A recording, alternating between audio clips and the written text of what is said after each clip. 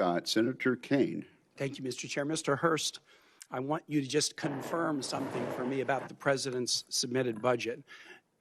$1.5 trillion is about a 40+% increase from FY26.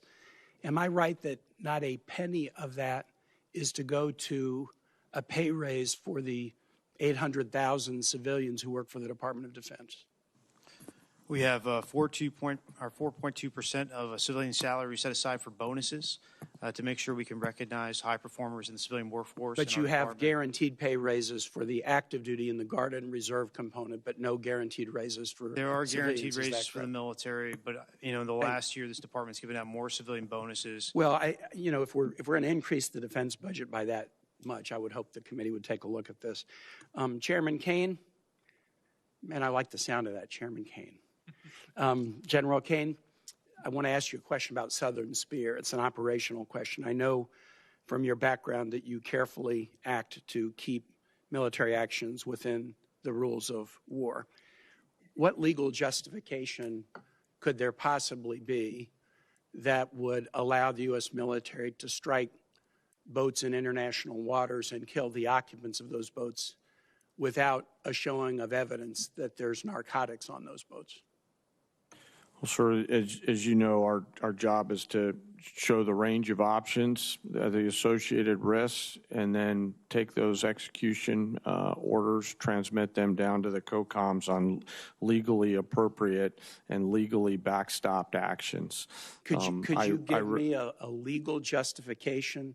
Well, sir, the execution order, I don't have striking boats that do not have evidence that they're carrying narcotics?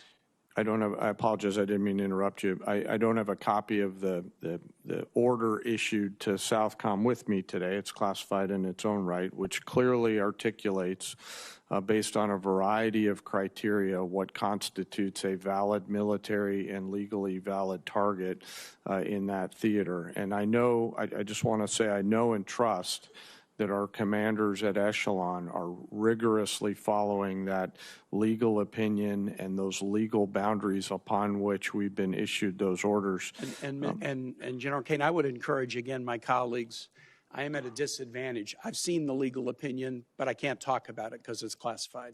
I've seen the targeting criteria, but I can't talk about them because they're classified.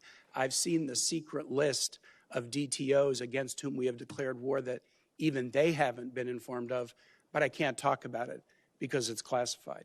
But I would urge all of my colleagues to go to the SCIF and read the targeting criteria and get briefed about it, and then also look at all of the files of all the strikes that have taken place. I've done that with the first 46 strikes or so. And I think there's a profound mismatch between what is occurring and the underlying assumptions in the legal opinion. And I would just encourage my colleagues to dig into this. To Secretary Hegseth and General Caine, the War Powers Resolution specifies that a war initiated by a president without congressional approval must be concluded within 60 days. It can be extended by an additional 30 days if, quote, the president determines and certifies to Congress in writing that unavoidable military necessity respecting the safety of the U.S. Armed Forces requires the continued use of such armed forces in the course of bringing about a prompt removal of such forces. We're right at the 60-day deadline. Is the president intending to either seek congressional authorization for the war in Iran or send us the legally required certification that he needs an additional 30 days to remove U.S. forces from the war?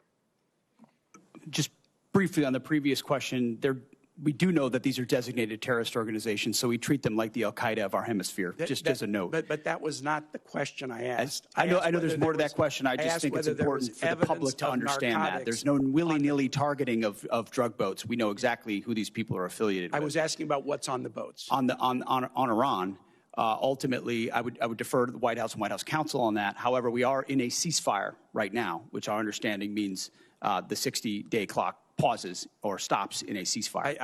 You're not in. Yeah. It's our understanding, just so you know. Okay, well, I do not believe the statute would support that. I think the 60 days runs maybe tomorrow, and it's going to pose a really important legal question for the administration. We have serious constitutional concerns, and we don't want to layer those with additional statutory concerns. I yield back, Mr. Chair.